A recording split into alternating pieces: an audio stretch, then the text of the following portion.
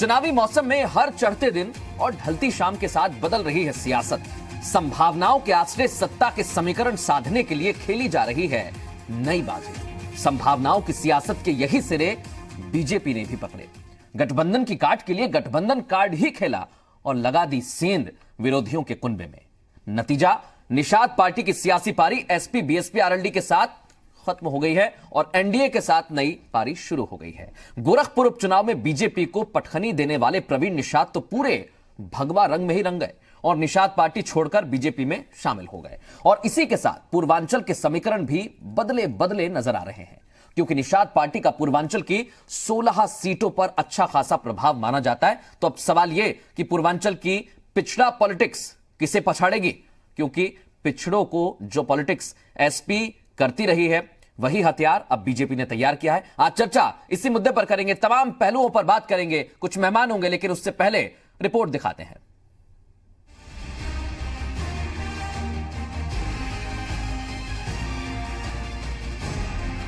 गोरखपुर उपचुनाव में जिन समीकरणों के आश्रय समाजवादी सियासत का झंडा बुलंद था, भेद दिया गया था बीजेपी का भेद किला।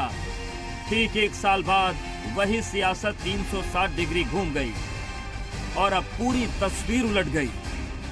जो तब समाजवादी पार्टी के साथ थे, अब बीजेपी के साथ गलबहियां कर रहे हैं। इंडियन शोषित हमारा आम दल, जिसे हम निषाद पार्टी कहते हैं, उसके संस्थापक अध्यक्ष श्री संजय जी ने तय किया है कि वो बीजेपी के अलायंस पार्टनर बने। पूर्वांचल में पिछड़े वर्ग में अच्छी पैठ रखने वाली निषाद पार्टी ने एसपी बीएसपी आरएलडी के गठबंधन को झटक दिया और प्रयागराज से वाराणसी तक अपनी नाव यात्रा के जरिए प्रियंका ने नदी के किनारे बसे मल्लाहों तक जो पहुंच बनाने की कोशिश की, बीजेपी ने अपने एक गांव से उसे भी किनारे लगाने की कोशिश की। यानी कि निषाद कार्ड के आश्रय बीजेपी ने एक तीर से दो शिकार वाला दांव खेला है। निषाद पार्टी एनडीए का हिस्सा बन गई और एक कमाल ये भी रहा कि निषाद पार्टी के मुखिया संजय निषाद के बेटे प्रवीण निषाद बीजेपी में शामिल हो गए। ये बड़े दल हैं, उनके ऊपर छोड़ दिया वो क्या फैसला लेते हैं, कैसे जीत के आना है। एनडीए को सत्ता में आना है तो कौन सी स्ट्रेटजी बनेगी, वो स्ट्रेटजी मिलकर बनाई जाएगी। निश्चित रूप से सहयोग के लिए आए हैं और देश राष्ट्र हित में फैसला लिया गया, देश हित में फैसले लिए गए हैं, समाज हित में फैसले। दरअसल निषाद पार्टी के साथ गठबंधन की बाजी इसलिए बदली क्योंकि अखिलेश निषाद पार्टी को साइकिल पर चढ़ाकर चुनावी अखाड़े में उतारना चाहते थे। रस्साकसी के इसी दौर में गठबंधन ने प्रेशर पॉलिटिक्स का दांव खेला। गोरखपुर से रामभुवाल निषाद को एसपी के टिकट पर उतार दिया, मगर ये दांव उल्टा पड़ गया। निषाद पार्टी ने पाला ही बदल दिया। संजय जो राष्ट्रीय अध्यक्ष है निषाद पार्टी के, वो मार खाए, पुलिस उनको विधिवत पीटी और फिर वही बीजेपी की सरकार है, बीजेपी के मुख्यमंत्री के यहाँ जाके शरणागत हुए पूरा निषाद समाज देख रहा है कि डॉक्टर संजय अपने स्वार्थ के लिए परेशान है। अब गठबंधन का दांव उल्टा पड़ गया तो समीकरण भी इस छोर से लेकर उस छोर तक उलट गए। निषाद पार्टी और बीजेपी के गठबंधन से पूर्वांचल की कई सीटों के सियासी समीकरण में बड़ा उलटफेर हो सकता है। निषाद पार्टी का गंगा किनारे वाले पूर्वी यूपी में निषाद समुदाय की अच्छी खासी आबादी है। पार्टी का निषाद, केवट, मल्लाह, बेलदार और बिंद बिरादरियों में अच्छा प्रभाव है। गोरखपुर, देवरिया, महाराजगंज, डुमरियागंज, बस्ती, बांसगांव, जौनपुर और वाराणसी समेत 16 लोकसभा सीटों पर निषाद समुदाय के वोट हार जीत में बड़ी भूमिका निभा सकते हैं। यूपी के उपचुनाव में हिट रहा गठबंधन फॉर्मूला बीजेपी के गली की हड्डी बना था। इस हार ने महाविजय के लहराते भगवे को फीका कर दिया था और यही फॉर्मूला लोकसभा चुनाव में भी फिट किया गया। ऐसे में बीजेपी ने भी समझौते के विसात पर नई संभावनाओं को तलाशने की कोशिश की। तो क्या बीजेपी का निषाद कार्ड गठबंधन की कार्ड बनेगा? पूर्वांचल के बदले समीकरण बीजेपी के लिए सत्ता की सीढ़ी बन पाएंगे? रिपोर्ट जी मीडिया।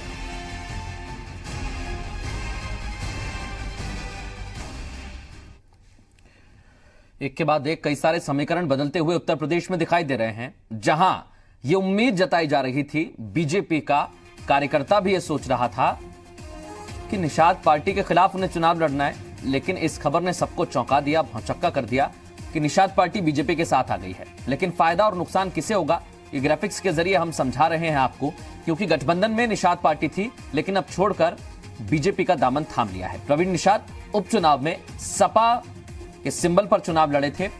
निषाद पार्टी के अध्यक्ष संजय निषाद के बेटे हैं और अभी मौजूदा स्थिति में सांसद भी हैं। गोरखपुर वो किला जो कोई नहीं ढहा पाया था, उसे प्रवीण निषाद ने ढहाया था। तमाम मेहमान हमारे साथ जुड़ेंगे, सीधे मेहमानों का रुख करते हैं। मनीष शुक्ला हमारे साथ जुड़ गए, बीजेपी का पक्ष रखेंगे। रतन सेन सिंह हमारे साथ जुड़े हैं, समाजवादी पार्टी का पक्ष रखने के लिए। हमारे साथ धर्मवीर चौधरी जुड़े हैं, बीएसपी के नेता हैं, और कांग्रेस के भी मेहमान थोड़ी देर में हमारे साथ जुड़ जाएंगे। फिलहाल आप तीनों का बहुत स्वागत है यूपी मांगे उत्तर में। और पहला सवाल मनीष शुक्ला साहब, सर तैयारी तो ऐसी हो रही थी कि आप निषाद के खिलाफ लड़ेंगे, लेकिन एक ही मिनट में आपने पासा पलट दिया, प्रवीण निषाद को अपने खेमे में कर लिया। अखिलेश यादव कह रहे हैं नैया डूब जाएगी सर आपकी। देखिए 26 मई 2014 को आदरणीय नरेंद्र मोदी जी के नेतृत्व में जो भारतीय जनता पार्टी की सरकार बनी, उसका एक नारा था सबका साथ सबका विकास, यानी बिना जाति धर्म देखे सबका विकास और तुष्टीकरण किसी का नहीं। और प्रवीण निषाद जी, संजय निषाद जी समाजवादी पार्टी के साथ थे और इतने कम समय में उनका साथ उन्होंने छोड़ा, तो निश्चित रूप से उसका कारण समाजवाद की आड़ में जो परिवारवाद और वंशवाद की बेल पल रही है वो है, एक कारण है। अगर आप समाजवादी पार्टी के प्रत्याशियों की सूची उठाकर देखेंगे तो प्रथम स्थान पे उनका परिवार आता है कि फिरोजाबाद से भाई लड़ेगा, कन्नौज से पत्नी लड़ेंगी, अपने आजमगढ़ से लड़ेंगे।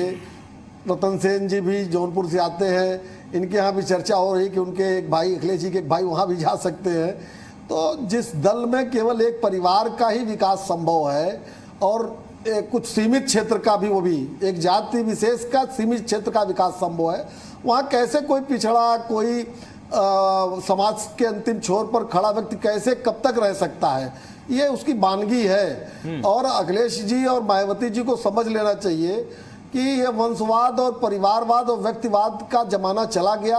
अब हर आदमी अपना हक और हुकूक चाहता है और उस अनुसार से उसको आपको इंटरटेन करना पड़ेगा। और ये परिवार पिछड़ों के नाम पे एक परिवार और दलित के नाम पर केवल एक व्यक्ति, ये हक आपको नहीं दिखाते उपचुनाव में। जी जी, उपचुनाव की अगर बात करें तो उपचुनाव में निषाद पार्टी उनके पाले में थे और आप उस वक्त निषाद पार्टी पर ही निशाना साधते थे, लेकिन आज आपको उनका हक भी याद आ रहा है। देखिए समाजवादी पार्टी के साथ गठबंधन में थे, ये समाजवादी पार्टी के साइकिल निशान पर चुनाव लड़ रहे थे और समाजवादी पार्टी की सरकार उत्तर प्रदेश में रही पिछले 14-15 सालों में। अधिकतर समय में जिस तरीके से उत्तर प्रदेश पिछड़ता चला गया, एक परिवार बढ़ता चला गया और पूरा उत्तर प्रदेश, चाहे कानून व्यवस्था की दृष्टि से देखें, चाहे सड़क बिजली पानी की दृष्टि से देखें, तो ऐसी पार्टी के साथ अगर कोई रहेगा, उस सिंबल से लड़ेगा, तो निश्चित रूप से उस पार्टी के नाते से उसका विरोध तो होगा ही होगा, क्योंकि हमारे लिए उत्तर प्रदेश और देश प्रथम है। और सर उत्तर प्रदेश देश प्रथम है आपके लिए, इसलिए आपने निषाद पार्टी से हाथ मिलाया है। लेकिन रतन सेन सिंह, ऐसा क्या कर दिया सर आपने उपचुनाव में जो कल तक आपके साथी थे आज आपको कोस रहे हैं?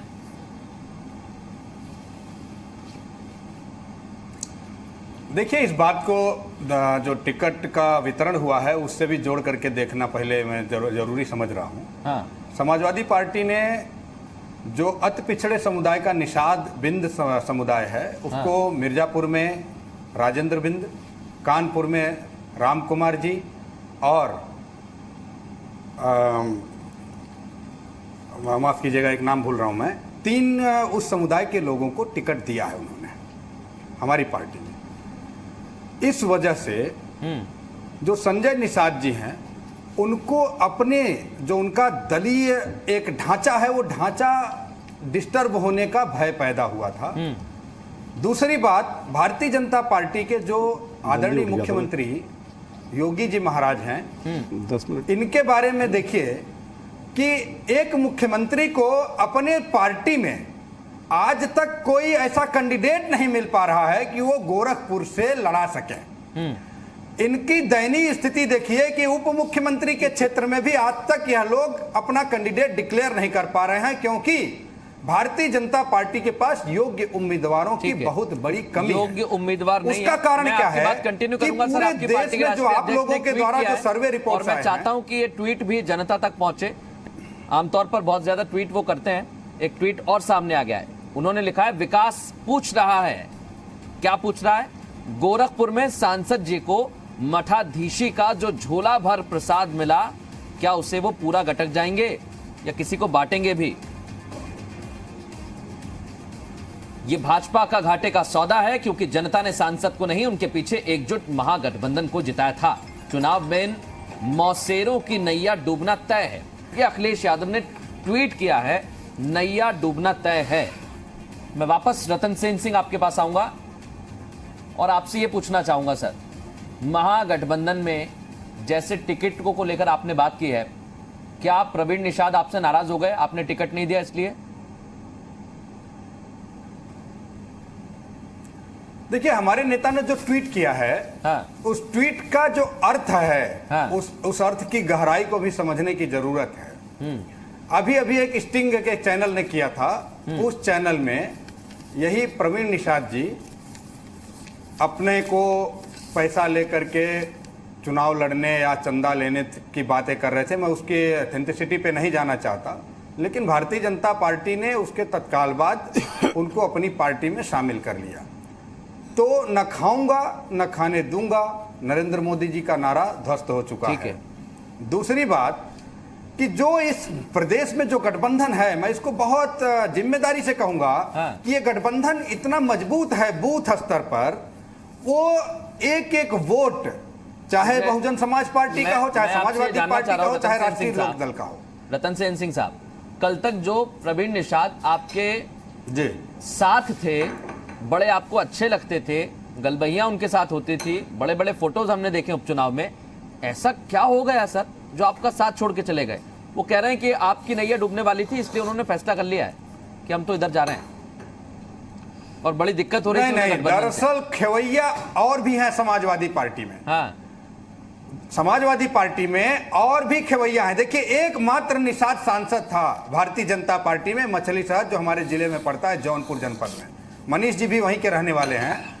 उस एकमात्र सांसद का भारतीय जनता पार्टी ने टिकट काट दिया, और जबकि समाजवादी पार्टी ने 3 इसी वर्ग के लोगों को अभी भी टिकट दे रखा है, पूर्व में देते रहे हैं। हमारे में टिकट दिया है, लेकिन पूरा निषाद पार्टी का जो दल जो बना था 2016 में, राज्यसभा में भी हमारे वर्ग पार्टी से लोग हैं। ठीक है सर, ये जो डर है, जब खेवैया ज्यादा हो जाते हैं तो जो अपने आप को बड़ा ड्राइवर समझता है, वो उतर के भाग रहा है, किसकी नैया डूबनी, उसको अपने महत्वहीन होने का डर। नाम तय कर पाएंगे वो तो वोटर करेगा तय, गंगा किनारे वाला, कि किसकी नैया डूबनी है किसकी नहीं डूबनी है। लेकिन मैं आगे बढ़ूं, हमारे साथ बीएसपी के भी मेहमान जुड़े हुए हैं, उनके पास जाऊंगा। और उससे पहले एक चीज बता देता हूं मैं कि निर्बल इंडियन शोषित हमारा आम दल, ये निषाद का फुल फॉर्म है। धर्मवीर जी, मायावती जी तो शोषितों की बात करती हैं। देखिए मृदुल जी, ऐसा क्या हो गया सर? मृदुल भाई, 5 राज्यों के चुनाव हुए इस लोकसभा चुनाव की डुगडुगी बजने से पहले। और करीब मैं समझता हूं पूरे देश में 10 लोकसभा के चुनाव हुए, जिसमें बीजेपी और गठबंधन जो इनका था पूरे देश के अंदर, उसमें 5 राज्यों में बीजेपी को मुंह की खानी पड़ी, ये पूरा देश जानता है। और जितने भी बाई इलेक्शन हुए उसमें भी बीजेपी को मुंह की खानी पड़ी। मुख्यमंत्री के गढ़ में ये हारे, उप मुख्यमंत्री के गढ़ में ये हारे, पश्चिमी उत्तर प्रदेश में कैराना ये हारे, बाई इलेक्शन विधानसभा का हुआ उसमें ये हारे। बीजेपी का जो जहाज है वो डूब रहा है, और बीजेपी का जो जहाज है वो, मेरी बात सुन लीजिए मृदुल भाई, हमारी बात सुन लीजिए। प्रवीण निषाद ने किनारे पर लगाया था, सुन तो लीजिए आप हमारी बात।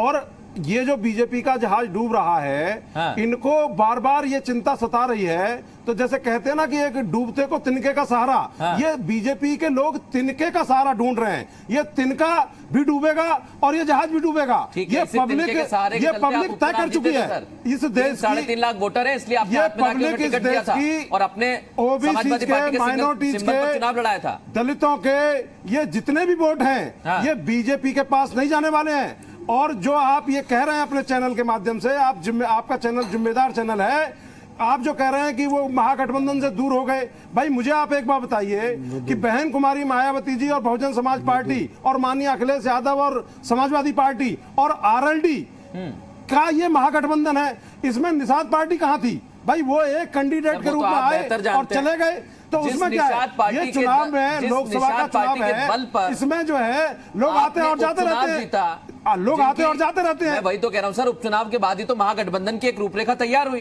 तो महागठबंधन बनेगा और जीतेगा। पार्टी कह रहे हैं आपका साथ छोड़कर चले गए, महागठबंधन का हिस्सा ही नहीं थी वो पार्टी, जो निषाद पार्टी आप जिसको बता रहे हैं, बड़ा पॉइंट है, वो पार्टी महागठबंधन का हिस्सा थी ही नहीं, तो छोड़ेगी कैसे? 3 पार्टी थी। मैं आ रहा हूं वापस, मैं आ रहा हूं धर्मवीर जी आपके पास। अनुज अत्रे हमारे साथ जुड़ गए। अनुज अत्रे, निषाद पार्टी का वोटर और मल्हा वोटर, ये पूरा गंगा किनारे वाला वोटर होता है। आप भी बहुत कुछ कोशिश में लगे हैं कि ये वोट आपको दे दे, लेकिन बीजेपी ने तो शामिल कर लिया निषाद पार्टी को अपने अंदर। देखिए, भारतीय जनता पार्टी किसी को भी अपने दल में शामिल कर ले, लेकिन हकीकत ये है कि इस समय भारतीय जनता पार्टी में एक राजनीतिक दिवालियापन हुआ पड़ा। एक नेताओं का अकाल अगर किसी दल में इस देश में है तो वो भारतीय जनता पार्टी में है। आखिर क्या कारण हो गया कि इनको अपने नेताओं पर भरोसा नहीं है और केवल चुनाव के नॉमिनेशन से एन कुछ घंटों पहले जो है शामिल किया जाता है और उनको टिकट दे दी जाती है। ये हमने अभी आज पहली बार नहीं देखा गोरखपुर में। अभी बीते दिनों में हमने ये रामपुर में भी देखा कि किस प्रकार से जयप्रदा जी को टिकट दी, चुनाव पार्टी ज्वाइन कराया और हाथ क्या टिकट दी। आजमगढ़ से देखा निरहुआ को टिकट दिया, पार्टी ज्वाइन कराई, टिकट दिया। तो ये क्या दर्शाता है कि इनको अपने जो वर्तमान के नेता हैं उन पर भरोसा नहीं है। 100 से ज्यादा सांसदों के, वर्तमान सांसदों के टिकट काटने वाली एकमात्र भारतीय जनता पार्टी। कोई अपने जीते हुए सांसदों का आखिर बताएं क्या कारण है, क्यों टिकट काटता है? तभी काटता है जब हमें पता है कि इन्होंने 5 साल काम नहीं किया और जनता के सामने ये जवाब देने लायक नहीं है। जनता के सामने इनकी बहुत बदनामी हो चुकी है। 7 सीटों पर कोई उम्मीदवार नहीं उतारती, उम्मीदवारों की कमी है? नहीं, देखिए, ये उम्मीदवारों की कमी नहीं कहा जा सकता, ये शिष्टाचार है। उन्होंने हमारी 2 सीटों के लिए छोड़ा, ये शिष्टाचारवश अगर उन्होंने हमारे 2 नेताओं के लिए शिष्टाचार जो मायावती कहती हैं कि ढकोसला ना पाले कांग्रेस, मुझे लगता है अगर आप उस पर चर्चा करना चाहते हैं तो मैं उस पर जवाब दे देता हूं। ये शिष्टाचार सर मायावती का है, उन्होंने कहा कि कांग्रेस अफवाह ना फैला, हम किसी गठबंधन में नहीं है। गठबंधन कर कौन रहा है? गठबंधन का अर्थ क्या होता है? गठबंधन का अर्थ ये होता है कि जो चुनाव पूर्ण किसी का पैक्ट हो और आपस में मिल करके लड़े, एक कॉमन मिनिमम एजेंडा पे लड़े। हम लोग तो आमने सामने लड़ रहे हैं उत्तर प्रदेश में, लेकिन मायावती कह रही है कि वो अफवाह है। सुन लीजिए, पहल सपा बसपा ने की, हमारे नेताओं के लिए सीट छोड़ी, तो कांग्रेस ने शिष्टाचारवश उनके लिए सीटें छोड़ दी हैं। लेकिन हम लोग चुनाव आमने सामने लड़ रहे हैं, कांग्रेस पार्टी और चुनाव इस समय एसपी बीएसपी साथ में, आप मुझसे कह रहे हैं मैं आवाज दे रहा हूं। मायावती का ट्वीट है सर, मैंने ट्वीट नहीं किया, मैं तो बता रहा हूं, याद दिला रहा हूं। ये परंपरा रही है, ये परंपरा रही है। बड़े नेताओं के सामने कहीं ना कहीं राजनीतिक दल एक दूसरे का सम्मान करते हुए उनके सामने नहीं उतारते हैं। ये आज पहली बार नहीं हुआ है, उससे पहले भी जो है अमेठी, रायबरेली, सपा और बसपा ने छोड़ी है, तो शिष्टाचारवश हमने भी छोड़ा। जरूर शिष्टाचार होगा, मैं मना नहीं कर रहा, लेकिन मायावती शिष्टाचार नहीं दिखा रही, मैं ये कह रहा हूं सर। देखिए, क्यों नहीं दिखाई? उन्होंने शिष्टाचार दिखाई, उन्होंने हमारे दोनों नेताओं के लिए रायबरेली, अमेठी सीट छोड़ी है, पहले हाथ उन्होंने बढ़ाया, तो हमने भी उनके सामने जहां से वो लड़ेंगी, या अखिलेश जी जहां से लड़ रहे हैं, मुलायम सिंह जी जहां से लड़ रहे हैं, वो सीट छोड़ दी हमने। ठीक है, लेकिन बाकी सीटों पर हम लड़ रहे हैं और हमारा मेन लड़ाई समय भारतीय जनता पार्टी से, उस भारतीय जनता पार्टी से है कि जिसमें नेताओं का अकाल है, जो नेताओं को इंपोर्ट करके पार्टियों में ला रहे हैं। सर, नेताओं का अकाल है, पैराशूट लैंडिंग करा देते हैं आप नेताओं की, इधर किसी को पार्टी में पकड़ा, उधर ज्वाइन करा दिया।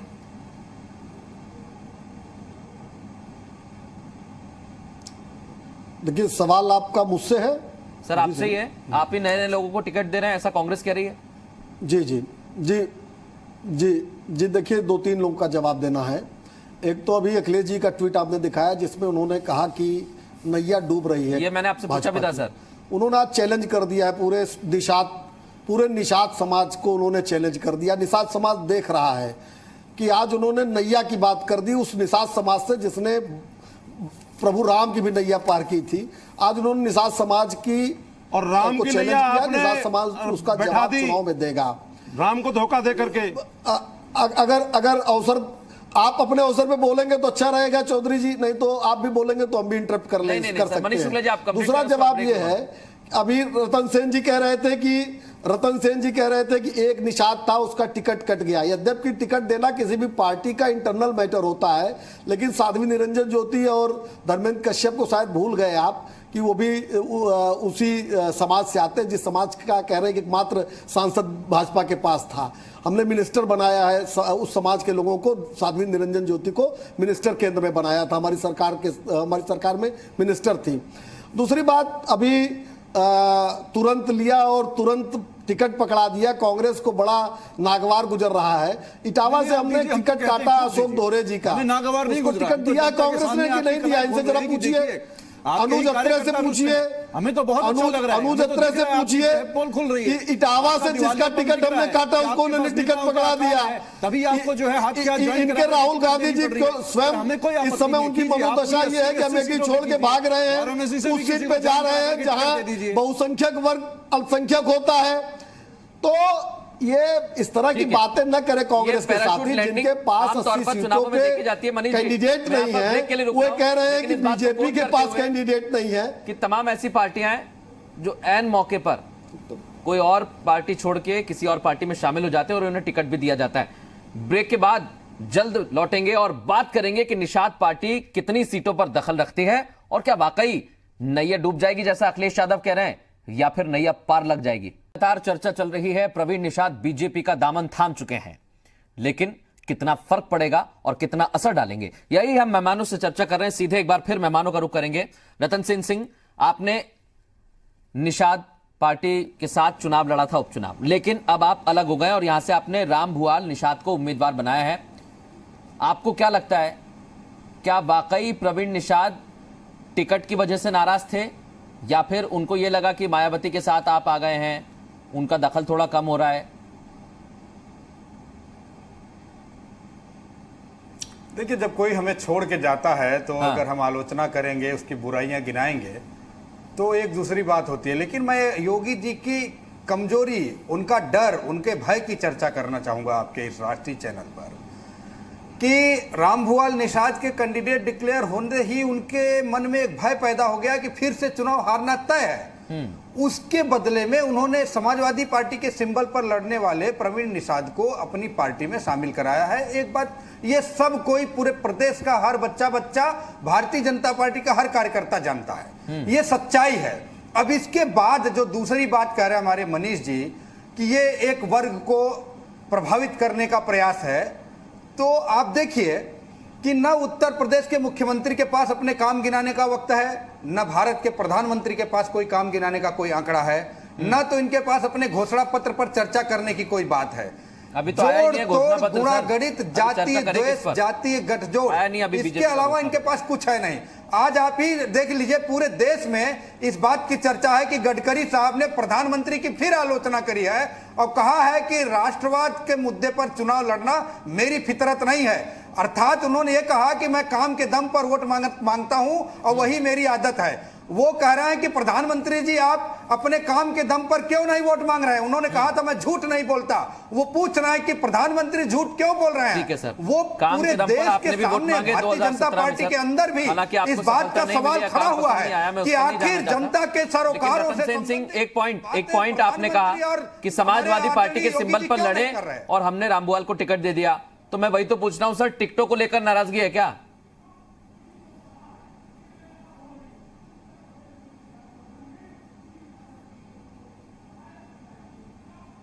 रतन सेन सिंह साहब, आपसे सवाल है सर। सवाल मुझसे है? जी सर, आपसे तो उन्होंने गठबंधन। हाँ बिल्कुल। अब देखिए, जब किसी को देखिए, आप इस बात को मैं बहुत सफाई से कहना चाहता हूं कि जब समाजवादी पार्टी, देखिए ये पूर्वी उत्तर प्रदेश में राम भुआल निषाद, राम कुमार जी और राजेंद्र बिंद, 3 निषादों को हमने टिकट दिया जो बिंद मल्लाह समाज से आते हैं, जो खेवैया हैं समाजवादी पार्टी के, उनको हमने अपनी पतवार पकड़ाई।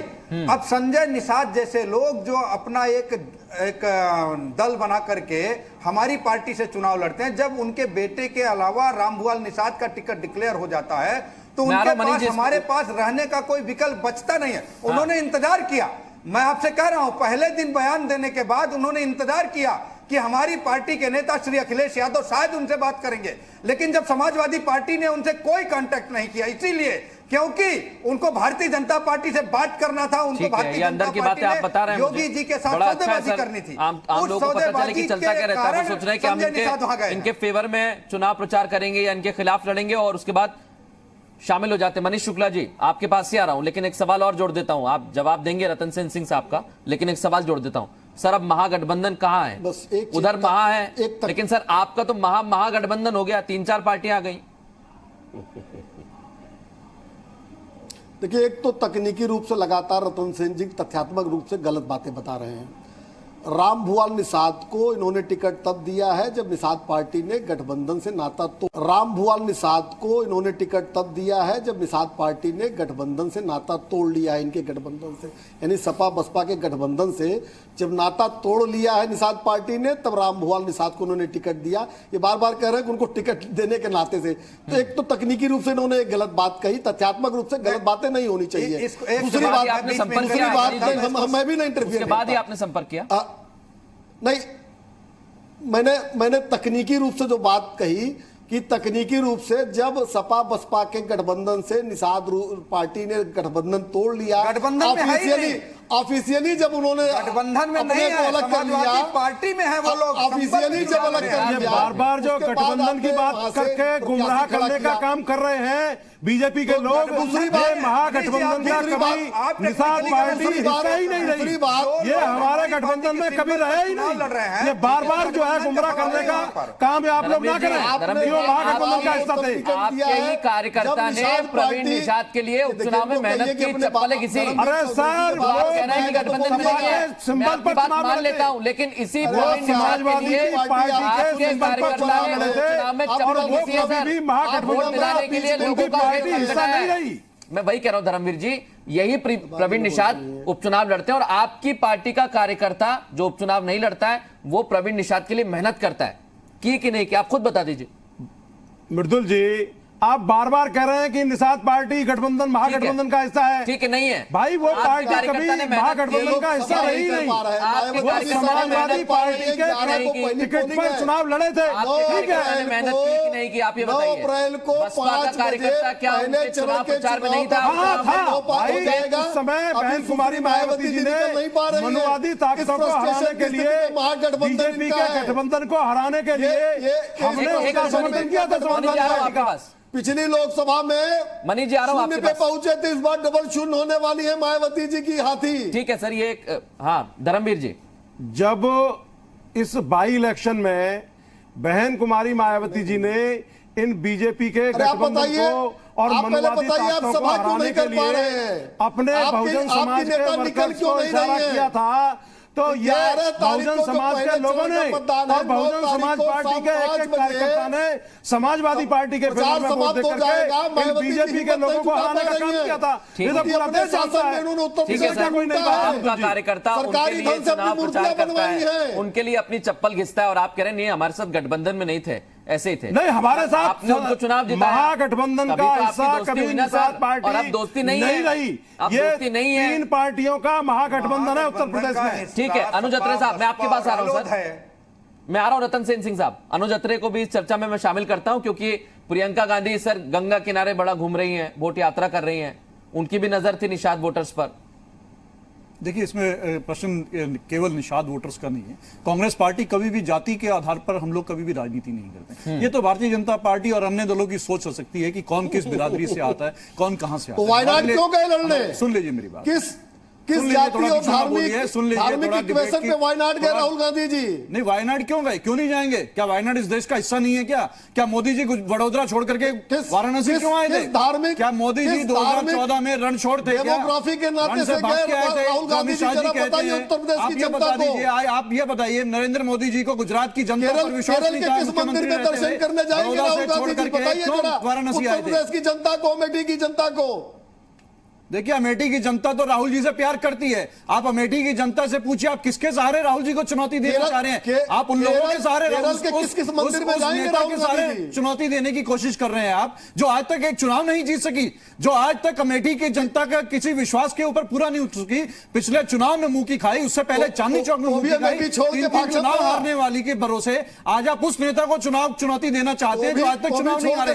अरे आप चिंता करनी है तो अडवाणी जी की चिंता कीजिए, जो आज तक चुनाव नहीं हारे, लेकिन आपने उनको घर बैठा दिया। मुरली मनोहर जोशी जी को कह दिया कि चुनाव मत लड़ना, अडवाणी जी की टिकट काट के अमित शाह जी चुनाव लड़ते हैं, अडवाणी जी कहते हैं उससे पूछते रहते, आप पूछने की जहमत नहीं करते हैं। आप स्मृति ईरानी के भरोसे राहुल गांधी को चुनौती देने की कोशिश कर रहे हैं जो आज तक चुनाव नहीं जीत सकी। आप अपने गिरफ्तार में जाइए, आज ध्यान है आपको, आज थोड़ा पढ़ लीजिए अडवाणी जी का ब्लॉग पढ़ लीजिए, आज क्या ब्लॉग लिखा उन्होंने। आज आपको चेतावनी दी है भारतीय जनता पार्टी को, उन्होंने ये बोला है कि अगर देश में विपक्षी दल अगर कुछ पूछते हैं सरकार से तो वो देशद्रोही नहीं है। यह भारतीय जनता पार्टी की परंपरा नहीं है। आप ही के नेता, आप ही के मार्गदर्शक आपको मार्गदर्शन कर रहे हैं, जरा सीख लीजिए उनसे। आपके संस्थापक हैं, आप अपनी गिरबान में जाके वो क्या कहते हैं, कांग्रेस से प्रश्न में पूछिए। कांग्रेस तो बहुत मजबूती से इस देश में चुनाव लड़ रही है और आपका बोरिया बिस्तरा बनने को तैयार है। आप देखिए क्या कारण है, कीर्ति आजाद छोड़ करके कांग्रेस में आ गए, शत्रुघ्न सिन्हा आपके छोड़ करके कांग्रेस में आ गए, आपकी सावित्रीबाई फुले छोड़ करके कांग्रेस में आ गए। जीते हुए सांसद आपके 3-3, 4-4 बार के सांसद, जीते हुए सांसद कांग्रेस में आ रहे हैं। आप कांग्रेस को चुनौती देने की बात करते हैं। अनुज अत्रे जी, चर्चा की शुरुआत में आपने कहा कि ये पैराशूट की लैंडिंग करते हैं बीजेपी वाले और टिकट दे देते हैं। कल के जो आते हैं उनको आज टिकट दे देते हैं। आप भी वही कर रहे हैं, आपने खुद ने नाम गिना दिया। मेरे को गिनाने की जरूरत भी नहीं पड़ी, फर्क है, मुझे जरूरत भी नहीं पड़ी सर नाम गिनाने की। शत्रुघ्न सिन्हा का नाम आप खुद गिना रहे हैं, उनको टिकट देंगे कि नहीं देंगे? शत्रुघ्न सिन्हा जी टिकट देंगे कि नहीं देंगे? वो तो धक्के की चोट पे कह रहे हैं कि मैं पटना साहिब से लड़ूंगा। कांग्रेस पार्टी ने शत्रुघ्न सिन्हा जी, सावित्रीबाई फुले को कभी इन लोगों ने गलत होता है, सही होता है किया है, जिनके खिलाफ भारतीय जनता पार्टी हमेशा शामिल होने वाले या बीजेपी से छोड़ने वाले नेताओं को कांग्रेस में ज्वाइन करवाते हैं, टिकट देते हैं। हर जगह ऐसा हो रहा है। उर्मिला मातोंडकर को भी आपने टिकट दिया है, इन्होंने निरहुआ को टिकट दिया है। हर जगह ये चल रहा है सर। अब किसके पास उम्मीदवार है, किसके पास नहीं है, ये आप बेहतर जानते हैं। रतन सेन सिंह साहब, देखिए फर्क ये है, भारतीय जनता पार्टी तो ऐसे नेताओं को ज्वाइन करा रही है जिनके ऊपर इन लोगों ने ही तमाम तरह के भ्रष्टाचार के आरोप लगाए और अपनी पार्टी में ज्वाइन कराते न जाने कौन से डिटर्जेंट से इनको नहला देते हैं कि उनके भ्रष्टाचार के आरोप मुक्त हो जाते हैं। लेकिन कांग्रेस पार्टी ऐसा नहीं करती है। हम लोग ठीक है सर, लेकिन आप टिकट तो दे रहे हैं, ये तो कम से कम मान लीजिए। देखिए टिकट उन लोगों को दे रहे हैं जो लोग अपनी स्वेच्छा से आ रहे हैं, जो लोग इनकी नीतियों के विरोध होकर के आ रहे हैं। बदल कितना चलता है, आपने खुद ने नाम गिनाया सर, मैंने एक भी नाम नहीं गिनाया, आपने खुद ने गिनाया, इसलिए आपसे सवाल कर लिया। रतन सेन सिंह साहब, मैं आपके पास पार्टी की नीतियों से प्रभावित होकर के आ रहे हैं। अभी तक शत्रुघ्न सिन्हा जी को टिकट नहीं डिक्लेयर किया, लेकिन हमने उस शर्त पे नहीं दिया कि आप आए, 1 घंटे में पार्टी ज्वाइन की और अगले घंटे में टिकट। मैं पटना से लड़ूंगा, आप किधर जाएंगे वो खुद बेहतर जानते हैं, उस पर नहीं जा रहा हूं। वापस रतन सेन सिंह साहब आपके पास आ रहा हूं। मैं आपसे सवाल करना चाह रहा हूं सर, अखिलेश यादव कह रहे हैं नैया डूब जाएगी। देखिए अपने जीते हुए सांसदों का टिकट काट करके ये बाहर से इंपोर्टेड नेताओं को टिकट दे, ये तो इनके अंदर अकाल है नेताओं। ठीक है सर, रतन सेन सिंह साहब, नैया डूब जाएगी, किसकी डूबेगी? लेकिन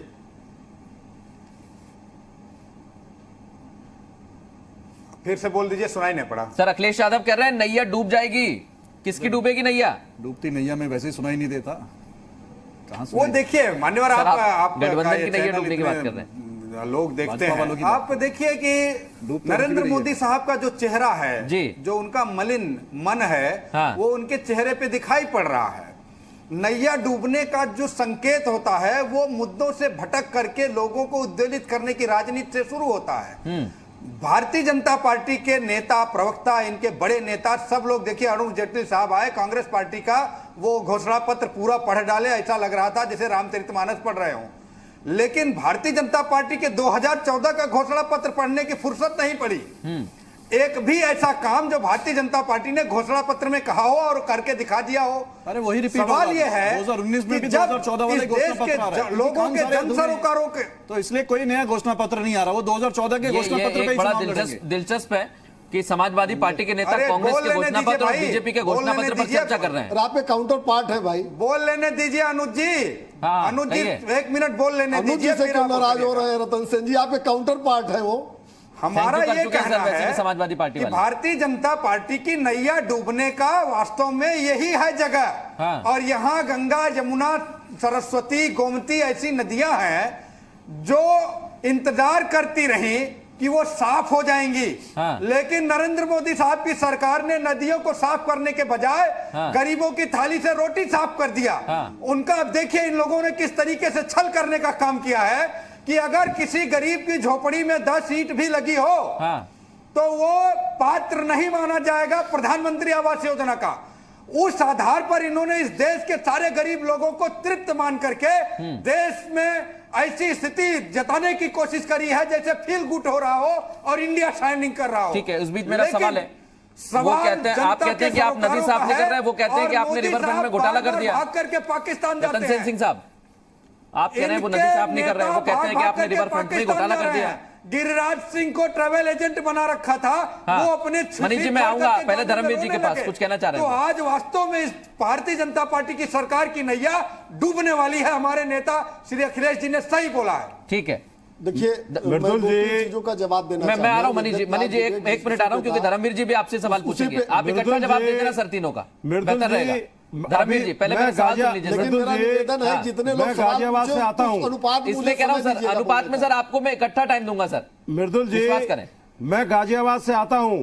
अभी थोड़े दिन पहले प्रधानमंत्री और मुख्यमंत्री योगी आदित्यनाथ वहां पर मेट्रो का उद्घाटन करने आए थे। मैं आपका नेशनल चैनल है, एक हिंडन नदी पर एक पुल 1.5 साल पहले क्रैक हुआ था जब इनकी सरकार बनी थी उस समय, और आज तक उस पुल पर निर्माण कार्य शुरू नहीं हुआ है। ये माननीय अखिलेश यादव जी के द्वारा और माननीय बहन जी के द्वारा जो मेट्रो उत्तर प्रदेश में गाजियाबाद नोएडा में लाई गई थी उसके उद्घाटन करते घूम रहे हैं। इनसे एक छोटा सा पुल नहीं बना है और दिल्ली के कितने नजदीक है ये लोग। आपने दोनों को श्रेय दिया है मेट्रो का जी, आप अखिलेश यादव और बहन जी दोनों को श्रेय देते हैं जी। बिल्कुल, उनके भाई माननीय बहन जी ने नोएडा और गाजियाबाद में प्लानिंग की थी, माननीय अखिलेश यादव जी की सरकार में वो कार्य पूरा हुआ, चाहे वो मेट्रो का हो, चाहे वो एलिवेटेड रोड का हो, चाहे वो एक्सप्रेस यमुना एक्सप्रेस हाईवे का हो, चाहे वो यहाँ पर यूनिवर्सिटी का हो गौतम बुद्ध का। ये माननीय बहन जी और अखिलेश यादव जी की सरकार में तो कार्य हुए थे। इनकी सरकार में अगर एक भी ईंट किसी कार्य की लगी हो तो आप मुझे बता दीजिए। इन्होंने बनारस को क्वेटा बनाने की बात की थी, आप मुझे बताइए कि उसमें कहीं एक ईंट लगी हो तो। मनीष शुक्ला जी, सर प्लान बसपा ने बनाया यानी मायावती ने बनाया, उसको एग्जीक्यूट किया समाजवादी पार्टी ने, आपने सिर्फ उद्घाटन किया है सर। ये खामा-खा की वाहवाही लूट रहे हैं। आज आप गांव देहात में जाके देख लीजिए। मैं भी चाहता हूं कि मुझे 2-3 काम बता दें मनीष जी। किसान परेशान है सर, मेरे बहाने जनता तक पहुंच जाए। माता की ये पूजा करते हैं, धर्मवीर जी, गौ माता गांव-गांव धक्के खा रही हैं। बिजारों ने जो है किसानों की फसलें बर्बाद कर रखी हैं। ठीक है, 20,000 करोड़ रुपए डबल शून्य आने वाले किसानों का बकाया है। बिल्कुल, आलू का जो मूल्य है, इनके जो हैं वो गाँव में घुस नहीं पा रहे हैं। ठीक है धर्मवीर, उनको लोग जूते मार रहे हैं। ठीक है सर धर्मवीर जी। मनीष जी आइए, अब तीनों के सवाल है सर, तीनों पर जवाब दे दीजिए। 2-3 सवाल आए हैं। एक तो अभी प्रधानमंत्री आवास योजना पे सवाल खड़ा किया रतन सेन जी ने। मैं आंकड़ों में बता दूं कि हमारी सरकार जब उत्तर प्रदेश में आई यानी 2 साल पहले आई, 23 लाख आवास प्रधानमंत्री आवास योजना के अंतर्गत हमने बनाया। इनकी सरकार थी, इन्होंने 63,000 बनाया था अखिलेश जी ने, 63,000 और हम 23 लाख। ये अनुपात है हमारे इनके में। अभी बता रहे थे महंगाई, हमारा सवाल है इनसे, बहुत संजीदगी सवाल है। 26 मई 2014 के पहले दाल के क्या दाम थे, चावल के क्या दाम थे, खाद्य तेल के क्या दाम थे, 200 रुपए और आज क्या है आप बता दीजिए। 26 मई के बाद 200 रुपए किलो पहुंचा दी थी आप ही की सरकार ने दाम। निश्चित रूप से महंगाई बढ़ी नहीं बल्कि घटी है 5 सालों में। 200 रुपए की दाल आपने कर दी, वो घट गई। सिलेंडर का मूल्य कितना बढ़ा दिया आपने, जरा ये बताएंगे। सिलेंडर का मूल्य हमने शौचालय दिया है, हमने डीजल के दाम, बिजली का कनेक्शन दिया, 1 करोड़ से ज्यादा कनेक्शन दिया है, हमने एलपीजी कनेक्शन दिया है, स्वास्थ्य सुविधाएं बढ़ाई है।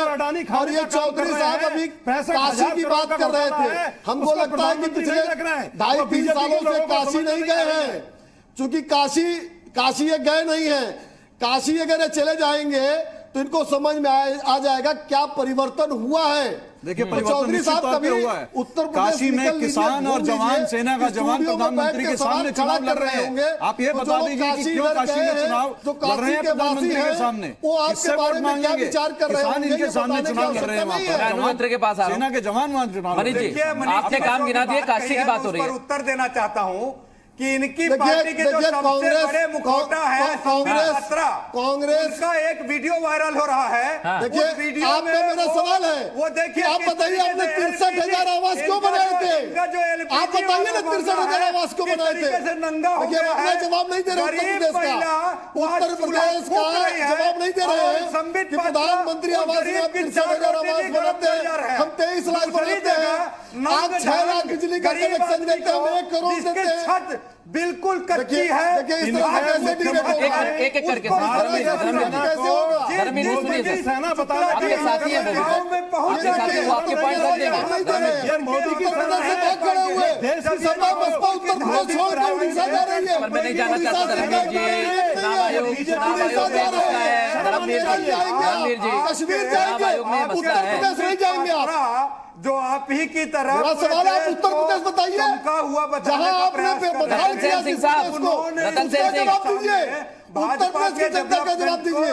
नंगा कर दिया। ठीक है रतन सेन सिंह साहब, मैं आऊंगा आपके पास, मैं आ रहा हूँ। रतन सेन सिंह साहब, आपने जिक्र भी किया है कई सारी सीटों पर आपकी नजर भी है, जिनको उत्तर प्रदेश का जवाब देना चाहिए। मैं आ रहा हूँ सर, उनसे जवाब ले लूंगा। सरकार में बिजली का कनेक्शन क्यों नहीं हो रहा था? मनीष शुक्ला जी, आप दोनों को जवाब देना है, रतन सेन सिंह को भी देना है, मनीष शुक्ला को भी देना है, क्योंकि जनता दोनों से पूछेगी कि भाई काम कर कौन रहा है आखिर। मायावती कह रही है कि हमने प्लान बनाया, अखिलेश यादव कह रहे हैं कि हमने बना दिया, बीजेपी कह रही है कि हमने उसे कंप्लीट कर दिया, तो श्रेय जाएगा किसको? मनीष जी और रतन जी। आपने ठीक है अनुज अत्रे साहब, अरे उत्तर प्रदेश का जवाब इनसे मांगिए। अरे क्यों उन्होंने आवास नहीं बनाया? इन्होंने बिजली का कनेक्शन ये जवाब सर आप दोनों को देना है, जिसमें प्रधानमंत्री मैंडेट मांग रहा है। लोकसभा का चुनाव है, पूरे देश में जिस तरीके की बर्बादी किया गया है, उस बर्बादी की चर्चा इस में होगी और उसे भाजपा के लोग नहीं करेंगे। जौनपुर उत्तर छोड़ के और हर जगह की बात नहीं कर सकते। गाजीपुर से बड़ी देर से आप कह रहे थे काम की बात नहीं हुई, काम की बात नहीं हुई, अब वो काम की बात कर रहे हैं आपसे। कनेक्शन नहीं दिया था, चौधरी साहब पूछ रहे हैं, उसका जवाब आपके पास नहीं है मनीष जी। ठीक है अनुज अत्रे, काशी को क्योटो बनाने की बात आपने कही, आपने जिक्र भी किया काशी का कि वहां से कौन मैदान में उतरा है। आप 6 लाख कनेक्शन देते थे। एक मिनट मनीष जी और रतन सेन सिंह, अरे भैया हम 5 साल से महंगाई को काबू में रखे हैं, हमने गरीबों रतन सेन सिंह और मनीष शुक्ला जी। मोदी जी आए तो 18,000 गांव ऐसे थे जो जिनके यहाँ बिजली नहीं थी, 18,000 में करोड़ों कनेक्शन। ठीक है सर, पहले तो बड़े बड़े बल्ब जगमगा रहे थे, लाइटें आ रही थी, अभी कुछ नहीं आ रहा है। अच्छा सवाल इन्होंने पूछा है सर, मैं आऊंगा। मनीष जी आप 2 मिनट रुकिए। सर अनुज अत्रे साहब बड़ी देर से कुछ कहना चाह रहे हैं। मनीष शुक्ला जी, मनीष शुक्ला जी, सवाल देखिए, आप दोनों बेहतर जानते हैं। इनका जवाब ले लीजिए। बिजली मुक्त थे सर, जनता जान रही है, जिसके बाद जवाब होगा वो दे देगा, नहीं होगा जो नहीं देगा उसमें आप भी आते हैं, रतन सिंह भी आते हैं। अनुज अत्रे का जवाब तो ले लीजिए। 1 मिनट सर, सुन लीजिए, 1 मिनट। नरेंद्र मोदी रतन सेन सिंह, पाकिस्तान जाते हैं, उनकी हिम्मत नहीं है। आप चाह रहे हैं कि मैं जनता के सरोकारों कलाई खुल के सामने आ जाएगी, करके चुनाव लड़े। ये कांग्रेस से लेकर सपा तक की कलाई खुल जाएगी। अनुज अत्रे, लीजिए मैं जवाब दे दूं। गडकरी जी के सवाल का जवाब नरेंद्र मोदी। अरे आपके सवाल का जवाब मैं दे रहा हूं, ले लीजिए। सर 18,000 गांव में 2.5 करोड़ कनेक्शन कैसे हो सकता, सुन लीजिए। ज्यादा मनीष शुक्ला जी और रतन सेन सिंह, सर आखिरी बार कह रहा हूँ, आखिरी बार कह रहा हूँ सर, आपकी दोनों की पार्टी का मंच नहीं है ये। उत्तर प्रदेश पहले ये बता दो सर, मैं आप दोनों एक दूसरे से सवाल कर रहे हैं, जवाब भी मांग रहे हैं, आसपास बैठे हुए हैं और भी लोग हैं सर, वो भी अपनी बात रखना चाह रहे हैं। नहीं भैया, इन्होंने सवाल किया, मैं उसका जवाब देना चाहता हूं। ठीक है सर, मैं अभी नहीं, मनीष शुक्ला जा रहा हूं। अनुज अत्रे जी, पास में कोई जवाब नहीं है। धर्मवीर जी फिर वो बोलेंगे, इस देश की पब्लिक को जवाब देने के लिए एक भी जवाब नहीं है। ठीक है, अब आपने 3 लोगों को बैठा रखा है तो जवाब तो लेंगे आप। सर अब ये मैं थोड़ी तय करूंगा कि कौन गठबंधन में है कौन नहीं। कांग्रेस सपा बसपा का गठबंधन है, उन्होंने गठबंधन किया, एक पार्टी अकेले लड़ रही है। हो गया बात। यही जो इस समय टीवी पर चल रहा है, यही जनता के मन में भी कश्मकश है कि आखिर किसको सुने। अनुज अत्रे फिलहाल आपको सुनेंगे हम। देखिए मैं छोटी सी बात कहना चाहता हूँ, ये वाराणसी की बात करी इन्होंने तो बहुत अच्छी बात याद दिलाई कि काशी को टू क्योटो तो इन्होंने बना दिया, वो तो वाराणसी की जनता देख रही है, लेकिन हालात ये है कि देश के प्रधानमंत्री। आप अमेठी की बताओ भाई। सुन लीजिए अमेठी की भी चिंता पूरे देश में सर, एक सीट आप तो अमेठी की बताओ, 15 साल से बात करेंगे, दोनों का कंपेयर कर लेंगे। देखिए अमेठी की तो चिंता है ही, साथ में वाराणसी की भी चिंता है। चिंता इस बात के लिए ये लोग कभी अमेठी की बात नहीं बताते। शुक्ला जी क्यों आप कि वहाँ ह्यूमन इंडेक्स इतना नीचे क्यों सम्राट साइकिल की जमीन का कब्जा क्यों राहुल गांधी ने कर लिया? बता दीजिए। आखिर एक मिनट मनीष इन्हीं को हमारी नहीं सुन रहे। मनीष जी सुनिए, अडवाणी जी की तो सुन पानी पी लीजिए सर। अरे अडवाणी जी की सुन लीजिए, उन्होंने क्या कहा है, कुछ सीख लीजिए उनसे, उनका ब्लॉग पढ़ लीजिए, सभ्यता सीख लीजिए थोड़ा सा। भारतीय जनता पार्टी अब ये नहीं, उसकी भारतीय जनता पार्टी नहीं है, देश की जनता पसंद नहीं कर रही है आपको, आपके मार्गदर्शक भी पसंद नहीं कर रहे हैं। सुन लीजिए थोड़ा सा, शांत हो जाइए, सुन लीजिए। अरे थोड़ा सा सभ्यता से डिबेट कर लीजिए, डिबेट की राहुल गांधी जी क्यों भाग खड़े हुए? सम्राट साइकिल की जमीन का क्या हुआ? जगदीशपुर क्यों कब्जा बना हुआ है? फैक्ट्रियों का ये बताओ। वो अमेठी की जनता ये भी पूछ रही है कि जो फूड पार्क यूपीए सरकार ने पास किया था, आते ही मोदी सरकार ने क्यों कैंसिल कर दिया, उसका भी जवाब आपको देना, स्मृति ईरानी को जवाब देना पड़ेगा। और सुन लीजिए, अभी पहले वाराणसी का हम चर्चा कर लेते हैं। ये देखिए, सुन लीजिए जवाब है, सम्राट साइकिल पे कब्जा बीजेपी की सरकार ने किया। आप लोग है ना, ये बता दीजिए, बीजेपी सरकार ने किया। जगदीशपुर को कब्जा भारतीय जनता पार्टी की सरकार ने बनाया। दीजिए कि जो मनीष शुक्ला, ये देखिए, अब कांग्रेस के बचाव में सपा आ गई। सर सारे बचाव में आ रहे हैं, सारे फेवर में आ रहे हैं, लेकिन मनीष शुक्ला जी आपके सवाल ही खत्म नहीं हो रहे हैं। ये देखिए गठबंधन, देश की जनता जानना चाहती है कि अरे भाई ये गठबंधन कर लो ना, जा रहे हैं। ये इस बात का जवाब दे दें आखिर की क्या कारण है कि प्रधानमंत्री जो जिन किसानों की और जवानों की बात करते हैं कि हमने उनके अच्छे दिन ला दिए, आज देश का किसान पहली बार ऐसा हो रहा है कि 100 से ज्यादा किसान साउथ इंडिया के किसान आकर के कहते हैं वाराणसी से चुनाव लड़ेंगे जहां से प्रधानमंत्री लड़ रहे हैं, हमारे साथ धोखा हुआ है। आज 100 से ज्यादा किसान एक साथ ताल ठोकने को तैयार है। हम सब लोग अनुज रे, देश का चुनाव में उतरे उन्हें किसान माने या राजनेता माने? खड़े होकर के कहता है कि देश की सेना के साथ धोखा हुआ है, सेना के साथ इन्होंने राजनीति की है, सेना का जवान आज प्रधानमंत्री के सामने चुनाव लड़ने को तैयार है। अनुज अत्रे, मैं आपसे सीधे पूछ रहा हूं, अनुज अत्रे जी, उन्हें हम किसान माने या नेता माने, सेना का जवान माने या नेता माने? जब पॉलिटिक्स में आ गया वो हमारे लिए राजनेता हो गया। तो भारतीय जनता पार्टी चुनाव मैदान में ना, लेकिन वो बीजेपी के नेता है हाल फिलहाल में। देशद्रोह भी मान सकते हैं, नेता छोड़िए, देशद्रोह मानेंगे, देशद्रोही मानेंगे जो सरकार के खिलाफ भारतीय जनता पार्टी के खिलाफ बोलेगा वो इस देश का द्रोही है, वो देशद्रोही है, आपके पास है उसको। रतन सेन सिंह, आप कांग्रेस बोल रहे हैं अनुज अत्रे जी, रतन जी आपके पास आऊंगा मैं। धर्मवीर जी एक कमेंट आखिरी लूंगा, अनुज अत्रे आप कंप्लीट करें। एक नई परंपरा शुरू कर दी है इन्होंने, जो अडवाणी जी ने भी आज इनको चेताया है कि जो आपके विरोध में बोलता है, सरकार के विरोध में बोलता है, भारतीय जनता पार्टी के विरोध में बोलता है, वो देशद्रोही नहीं है। बहुत बढ़िया रास्ता ये है कि आप कम से कम अडवाणी जी को तो आप पढ़ रहे हैं, लिख रहे हैं। धर्मवीर जी बता देंगे, धर्मवीर जी जवान को जो आपके सीताराम केसरी जी के बारे में बताइए, उसको भी आप देशद्रोही। धर्मवीर जी आखिरी कमेंट। जी, ये कांग्रेस और बीजेपी की नौटंकियों को यह देश देख रहा है, ये बारी बारी से जो देश को लूटने का काम। अरे कांग्रेस आपके साथ है, सपा उनको बचाव कर रही है। चौधरी जी, ये देश प्रदेश की जनता देख रही है, कांग्रेस आपके साथ है, बसपा के साथ है, सपा के साथ है, दोनों प्रवक्ता एक साथ मिलकर बोल रहे हैं। जगह मिलने वाली नहीं है। कौन बेचता है ये देश की जनता को? ठीक है, अब कौन दरी बिछाएगा, पैसा इकट्ठा करता है, ये कौन बल्ब लगाएगा, ये आप सभी तय करेंगे। हाल फिलहाल आप सभी मेहमानों का बहुत शुक्रिया हमारे साथ चर्चा में शामिल होने के लिए। बड़ा चुनाव है, देश का चुनाव है, आम चुनाव है, बड़े दिनों से इंतजार हो रहा था, तमाम सियासी पार्टियां इस चुनाव में जुट गई हैं, लेकिन कई सारी बातें हैं जो आपको समझनी होंगी। किस जाति को कहां सेट करना है, किस जाति के वोटर को साधना है, किस जाति के कैंडिडेट को उतारना है, ये बेहतर पार्टियां जानती है, लेकिन आपके पास भी एक अधिकार है, वो है मतदान का अधिकार। तो देखिए, समझिए, मतदान जरूर करिएगा, क्योंकि आने वाले समय में चुनाव करीब हैं और धीरे धीरे जो समीकरण बदल रहे हैं आने वाले समय में और बदलेंगे।